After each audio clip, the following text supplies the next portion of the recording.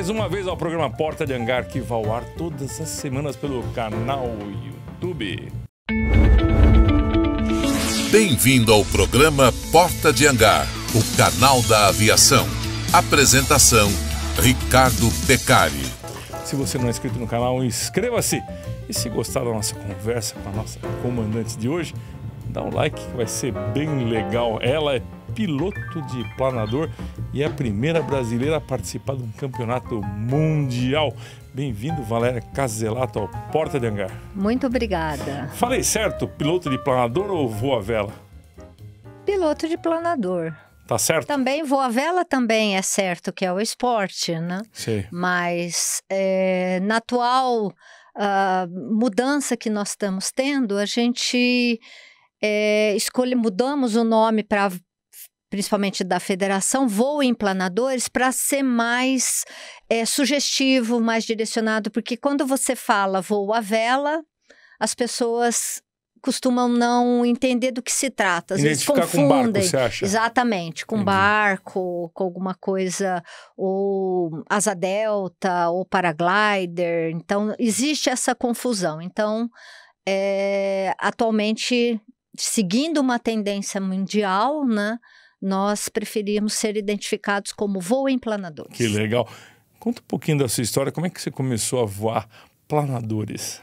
Bom, comecei muito nova, né? Eu sou de família de pilotos de planador. Meu pai também começou jovem e iniciou tanto eu quanto meu irmão no esporte. Então, meu primeiro voo que eu me lembro, eu tinha em torno de 9 anos de idade, no assento traseiro de um planador Blanick, eu e meu irmão juntos e meu pai pilotando. Então, esse foi o primeiro voo da minha vida em planador. Que legal. E de lá para cá, né, aí com 12 eu comecei o curso, com 15 eu solei, que foi meu primeiro voo solo. Depois, aos 16, eu tirei a licença. Que coisa boa. Em Bauru, né? Que é a minha terra natal. Ah, sua terra natal. Aliás, exatamente. Nossos amigos Sérgio Benedetti, Deco, Copini, tudo todos, lá de Bauru. Todos amigos. Voou de planador por lá, né? Sim, sim. É a terra tudo do da planador? Mesma turma. A Bauru... inicialmente, né, um dos 3 primeiros clubes eram Bauru, CVVCTA, em São José dos Campos, e Politécnico de Planadores, em Jundiaí. Inicialmente em São Paulo e depois se transferiu para Jundiaí.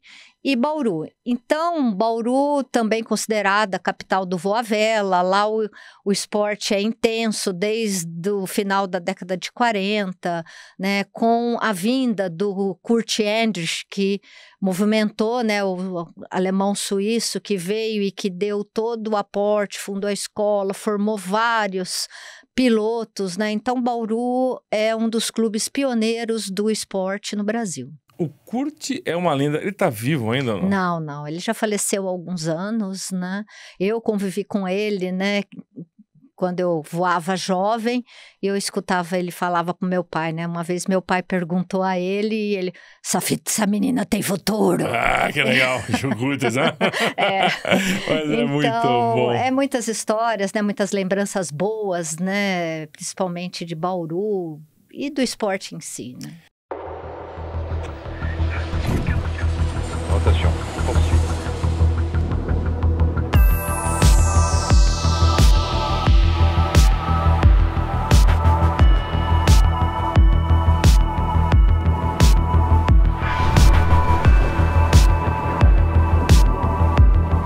Poucas empresas têm a mesma paixão pela inovação encontrada na Dassault.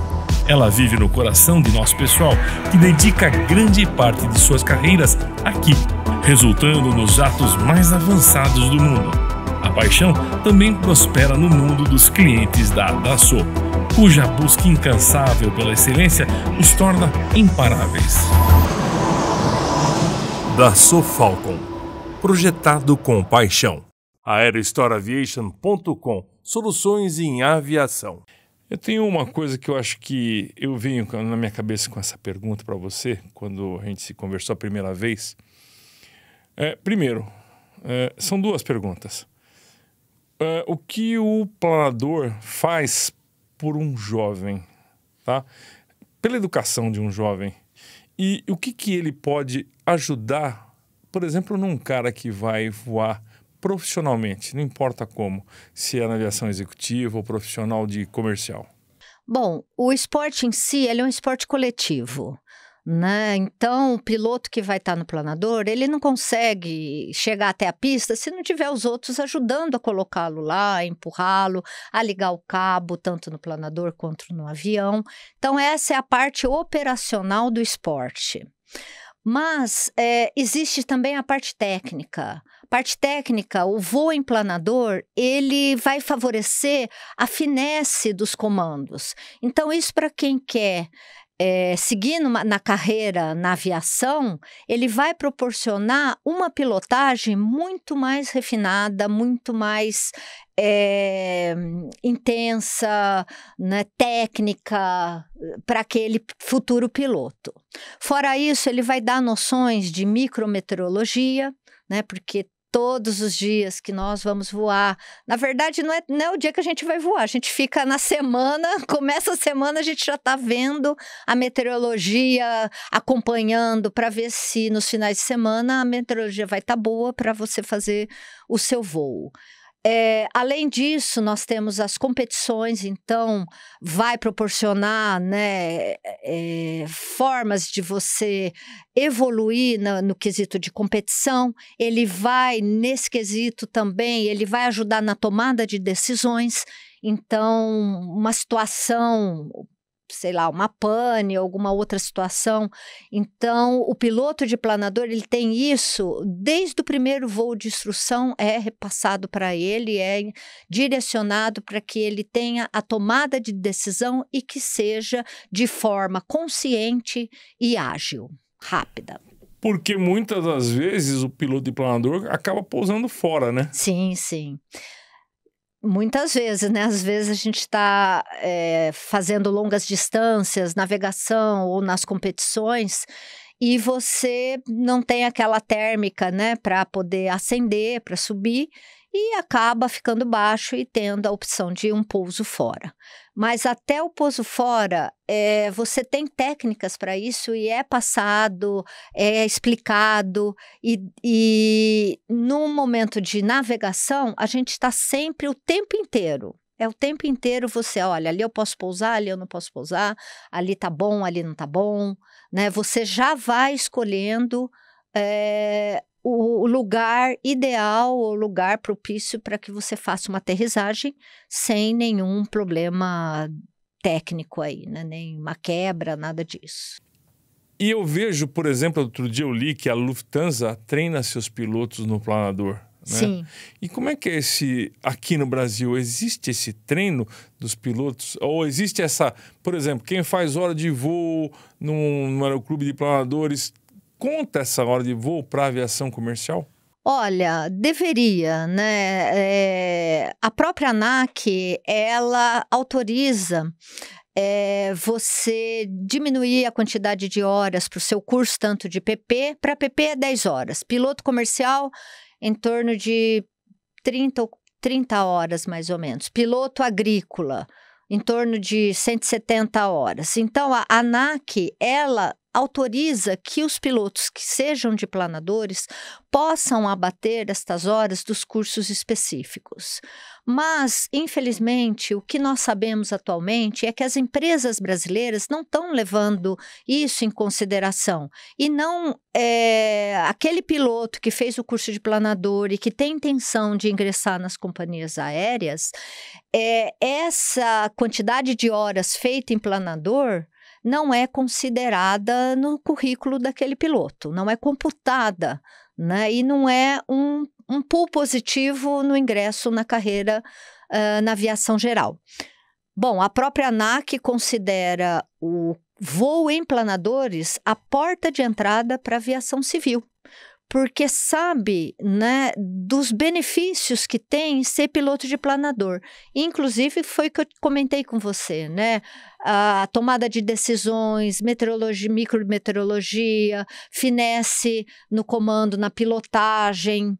E nós temos aí casos bem conhecidos, né, de pilotos de planadores, tem até filme, né? O Sully é um exemplo. Sim, claro. Piloto de planador e que pousou como o planador no Rio Hudson. 320. Um 320, né? né? E fora isso, a gente tem vários, né?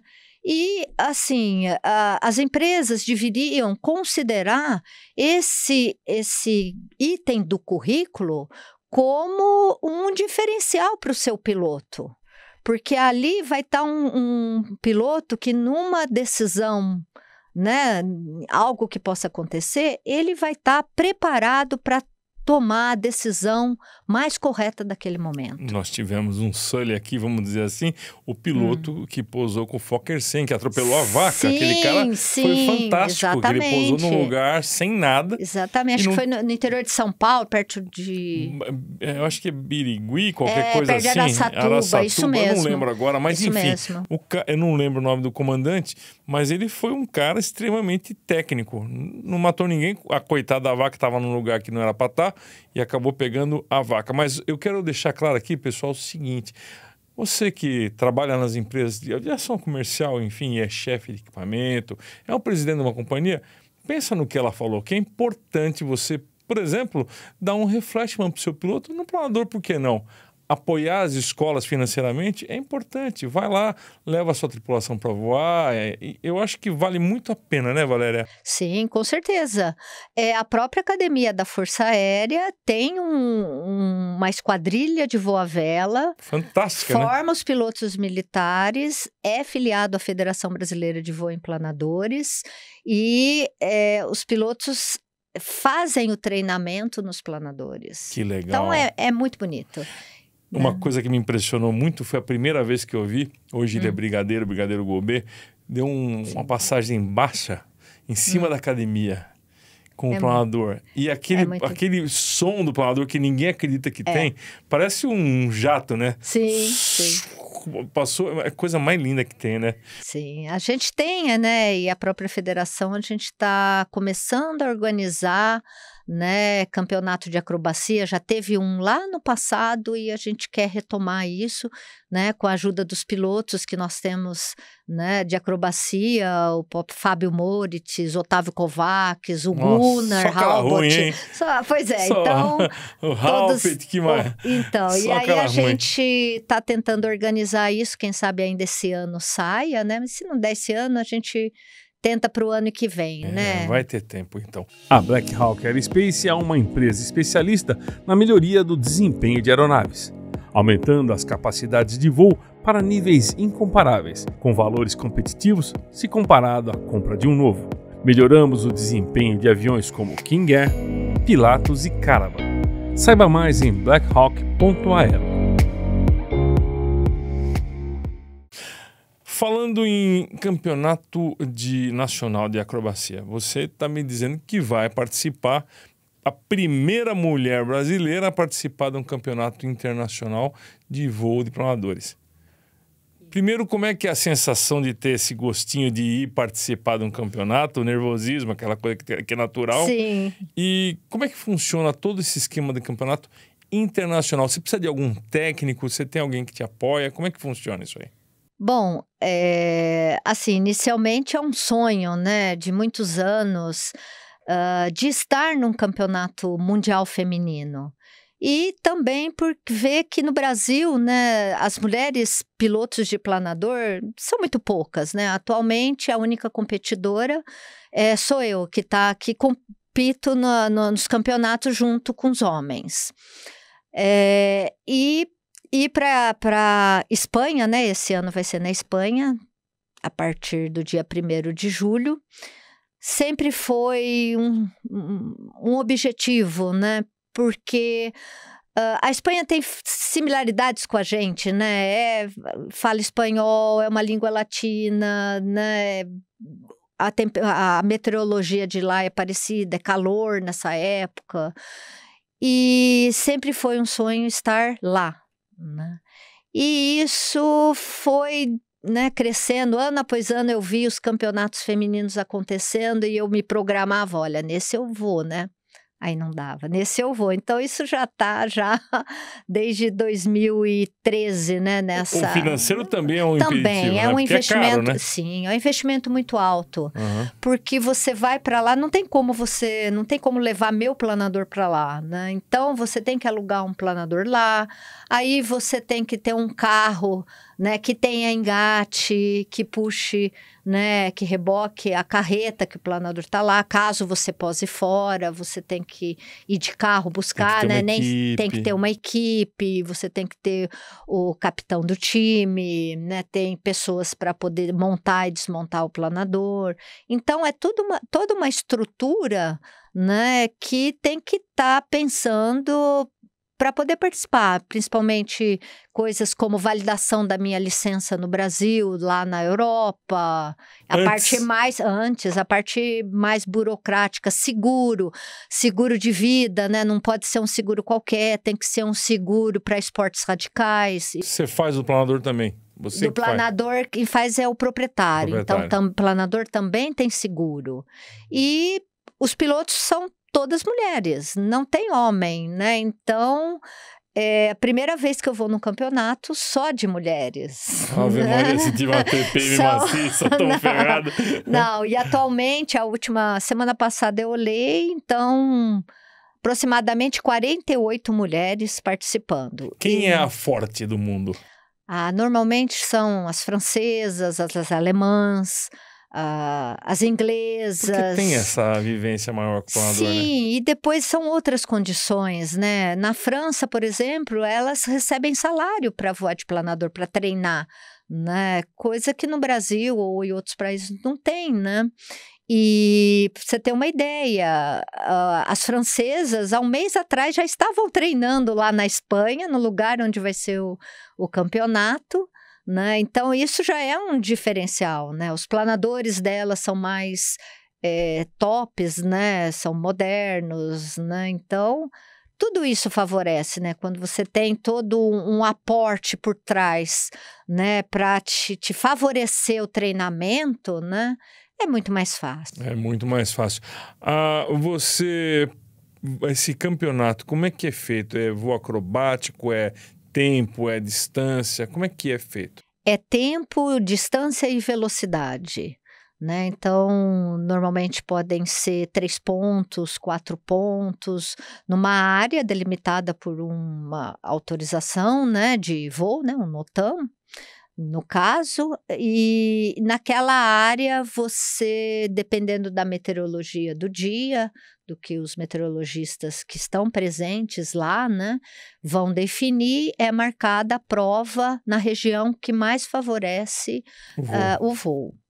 E aí, normalmente, seria ou de distância com áreas ou ponto a ponto, né, que aí considera mais velocidade e tempo. Legal. Antigamente eu lembro que as pessoas, para fazer esse tipo de competição, usavam uma câmerazinha fotográfica com negativo, clac, batia, sim. Não podia, tinha que ser bom fotógrafo. Eu sou desse tempo também. E aí levava para revelar e aquela coisa toda. Como é que é hoje? Mudou? Mudou. Hoje a gente tem equipamentos, né, mais sofisticados, então GPS, tem instrumentos de navegação, tem gravadores, né, e a gente leva esses instrumentos a bordo e que vai favorecer a melhor navegação, a distância, ele próprio já calcula, né, quando você chega no ponto que você está, por exemplo, ponto 1, transmite. Ele já, não, é na tela, eles são pequenos, né, menores do que um tablet. Mas gravado, deixa gravado. Ele vai acontecendo, você está voando e ele está te mostrando a curva que você faz, né, para subir na térmica, né, o vento, a direção da sua proa para o ponto que você quer. E te mostra o ponto melhor naquela área, com o planeio que você está, com o tempo que ainda te resta para completar o total de prova, completar aqueles pontos daquela prova. Normalmente o tempo é delimitado, então pode ser uma prova de 3 horas, de 4 horas, 3 horas e meia, e aí você percorre os pontos já determinados e ele vai recalculando o seu planeio, a sua distância e o tempo que ainda te resta a completar. Legal. Por exemplo, como é que é feita a escolha de quem voa primeiro? Aliás, qual o melhor horário para voar? Ou vai todo mundo junto no mesmo tempo? Como é que funciona isso? Normalmente são sorteados, né? E depois tem um critério de rodar dentro do grid. Nesse campeonato vão ter 3 classes diferentes, dependendo do planeio do planador, do tipo de planador. E a classe que eu vou estar é a classe clube, é a inicial, né? É a primeira classe. São prêmios diferentes, categorias diferentes? São prêmios diferentes e categorias diferentes. Então, é a classe Open, com os planadores com maior planeio, a classe Standard e a classe Clube. Quem que é o seu técnico, seu coach? Bom, meu técnico, meu coach é o Sérgio Bassi, que vem a ser meu companheiro, né, meu marido atualmente, e além de técnico, né, ele vai ter outras funções como motorista, psicólogo, né, capitão do time, ombro amigo, massagista, ai, que gostoso. Então várias funções. Mas Valéria, me dá uma explicação mais assim, mais pro leigo, né? Como é que funciona? Vai sair todo mundo junto, que eu te perguntei, né? O que é o grid? Por favor, dá uma explanada melhor nessa parte para o leigo. O grid, ele é formado com todos os planadores na pista. Existe, né, no início do campeonato, um sorteio da posição e depois, nos próximos dias, né, no segundo dia, terceiro dia, existe uma rotatividade do lugar, que é predeterminada. Às vezes, aquele que foi primeiro no primeiro dia, ele passa a ser o último do segundo dia. Para ter justiça, Para ter justiça. Então, para todos terem as mesmas possibilidades, né? Ninguém ser favorecido com o lugar. Porque aquele que decola primeiro, às vezes ele demora mais para achar térmicas para subir. Ah, é? E aquele... que ele é o primeiro, né? Favorece e aí favorece o segundo, favorece o último. Então, o último já vai ter lá uns 10 planadores já voando e que vai ajudar ele a encontrar as térmicas. Ele vai lá, aquele planador tá ali, então eu vou ali porque ali tem térmica. Entendi. Né? Então, existe essa rotatividade para ter justiça também, né? Para ser democrático. Né? Claro. Muitas vezes no voo, no campeonato de voo acrobático, vai um safe. No planador também acontece isso ou não? Acontece sniffer, né? Não um safe, ele vai no mesmo planador. No campeonato de voo, né, que a gente chama cross country, não. Os planadores são, nesse particularmente, só de um lugar, então só vai uma pessoa. Mas existem campeonatos em que são permitidos planadores biplaces, e aí vão 2 pessoas voando. No Porta de Hangar, tomamos o café 7 Senhoras. Um café com blend especial, em grãos, pó, cápsula ou embalagem especial para a sua empresa. Qual é a dificuldade no campeonato mundial? É a distância? Aliás, qual é a distância que percorre? Qual a maior dificuldade? Olha, a dificuldade é você cravar, né, o tempo, a distância e a velocidade que, por exemplo, uma prova de 3 horas, você ter a melhor distância, maior velocidade naquele exato tempo. Então, é como se fosse uma corrida, digamos assim. Se a gente fizer uma analogia com corrida de carro, ganha aquele que tiver velocidade melhor e chegar em primeiro lugar, né? Às vezes a distância pode ser até a mesma, né? No voo em planador, a gente pode considerar essa analogia.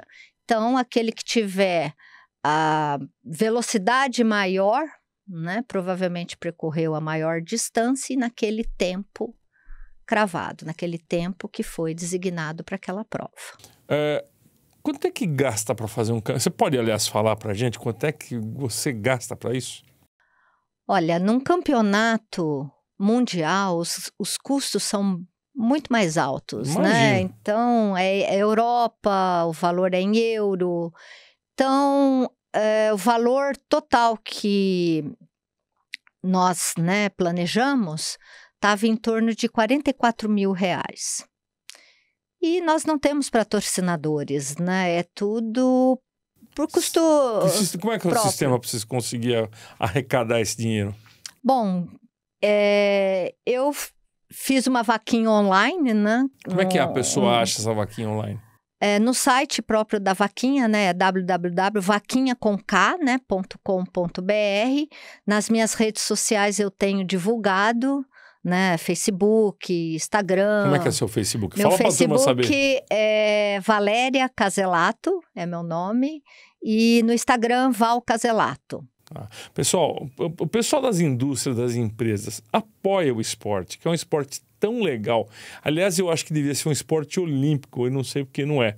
Mas é um esporte tão legal que você precisa de muita precisão, precisa de muita resistência também para voar, porque não é brincadeira, precisa de uma equipe. Então, as indústrias podem apoiar. Por que não pode apoiar? Levar o nome da sua empresa para fora do Brasil, apoiando uma piloto mulher. Falam tanto hoje em dia que até vou fazer um negocinho aqui, que eu vou fazer agora para ela aproveitar que a gente está falando de machismo e feminismo, que ela vai ficar feliz, eu acho. Que eu sempre pergunto, troca de cueca, mas hoje eu vou fazer diferente. Troca de calcinha.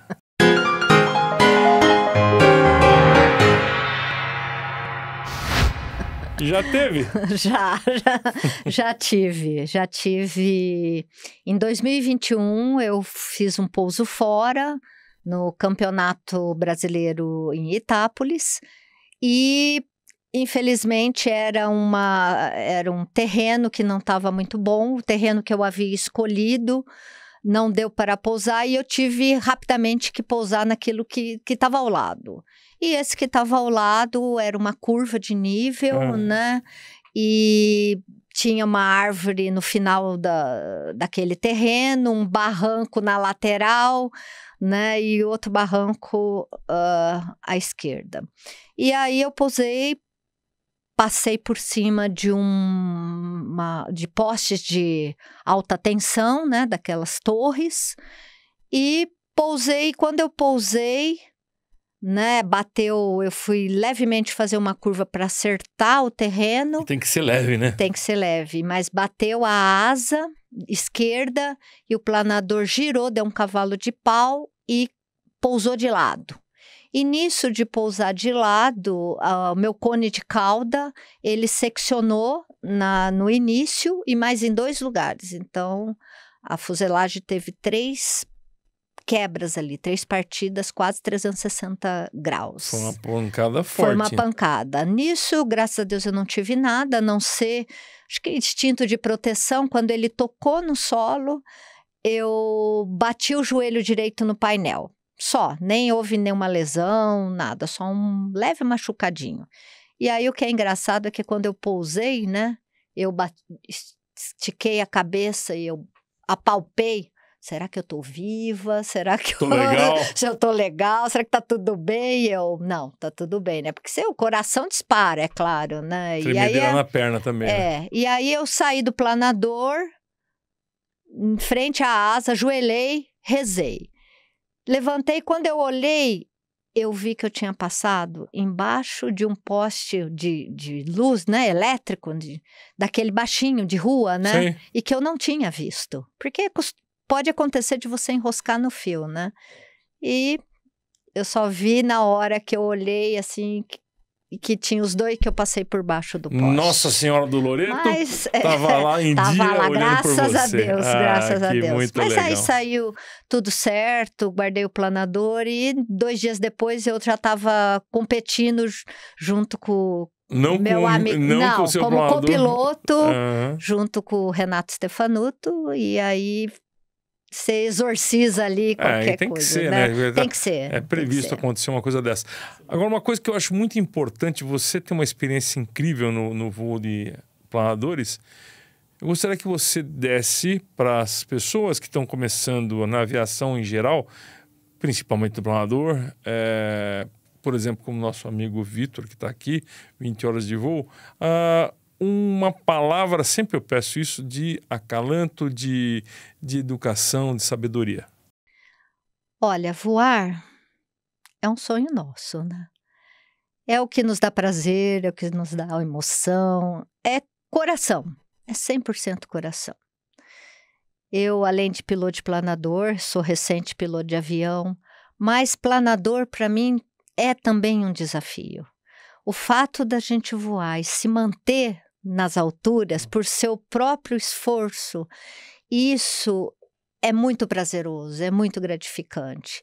E também, a outra coisa que também me comove é quando eu chego lá em cima na base da nuvem e que eu olho toda aquela imensidão e vejo, né, as maravilhas, a natureza, o céu, onde eu estiver.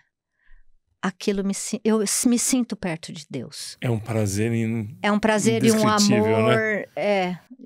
É difícil, só para quem, né, voa e tá para entender o que a gente sente quando tá voando, né? Pode ser avião, pode ser planador, pode ser helicóptero, paraglider, balão.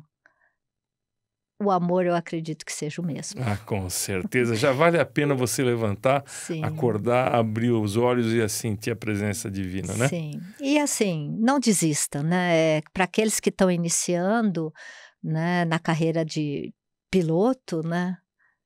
É uma carreira muito bonita, né? Gratificante, é prazerosa. E não quer dizer também um desafio, né? E amor. E não desistam porque, às vezes, a vida nos apresenta percalços, mas que, pouco a pouco, a gente vai vencendo e conquistando aquilo que é o sonho, né? Legal. Valéria, obrigado pela presença aqui no programa Porta de Angar. Eu que agradeço, foi um prazer. Pessoal, olha, se você quiser dar uma força para Valéria, vai lá na vaquinha.com.br, vaquinha com K, Valéria Caselato, falei certo? Falou. Valéria Caselato, é ela que vai representar o Brasil, tá se virando para pagar as contas para ir para lá junto com o marido dela. Então vai lá dar uma forcinha para ela que, ó, vai ser muito legal. Se você gostou desse programa, dá um like para ela aqui, ajuda e divide com seus amigos, tá bom? Até o próximo programa. Valeu!